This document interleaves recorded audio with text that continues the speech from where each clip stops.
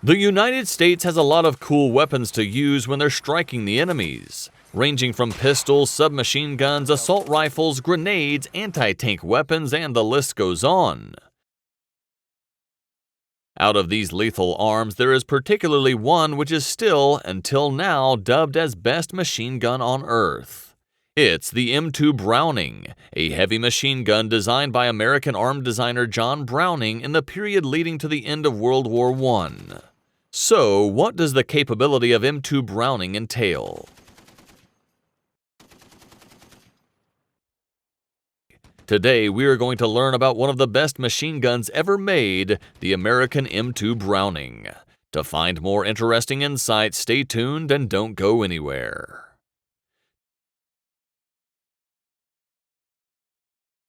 During World War I, machine guns were widely utilized and weapons larger than rifle caliber began to appear on both sides of the fight.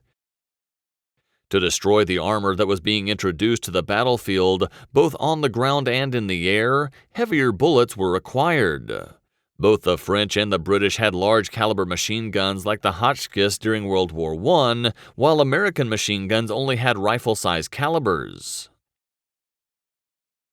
As a result, General John J. Pershing, commander of the American Expeditionary Force, requested a machine gun with a bigger caliber. Pershing requested that the Army Ordnance Department produce a machine gun with a caliber of at least .50 inches and a muzzle velocity of at least 2,700 feet per second.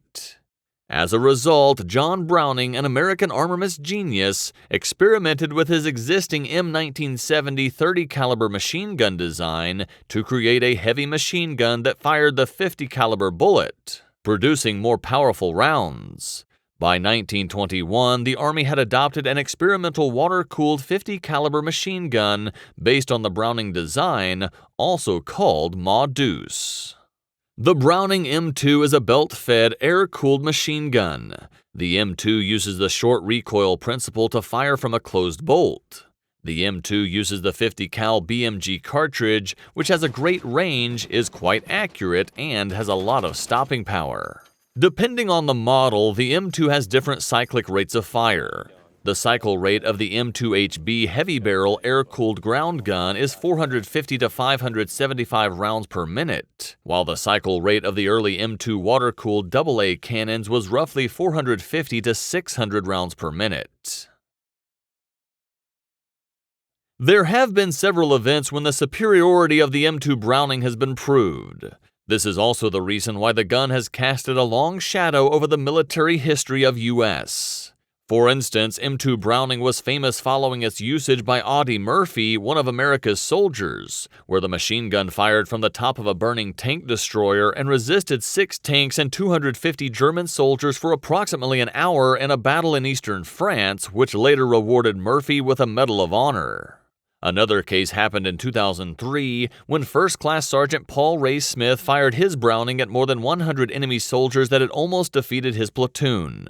This event provided clear evidence on how lethal M2 Brownings could be in the event of heightened battles. So, given its effectivity, where does M2 Browning get deployed in the Army? Well, the answer varies. M2 Browning is an effective gun, hence it was common to be deployed in various roles. It has been used as a light anti-aircraft gun in some ships or on the ground. Browning also has been utilized as a primary or secondary weapon on an armored fighting vehicle or on a naval patrol boat, and as a secondary weapon for anti-boat defense on large naval vessels. On top of that, on many U.S. Army, Navy, Marine Corps, and Coast Guard helicopters, M2 Browning also being used as flexible door gun or as remotely controlled armament subsystems.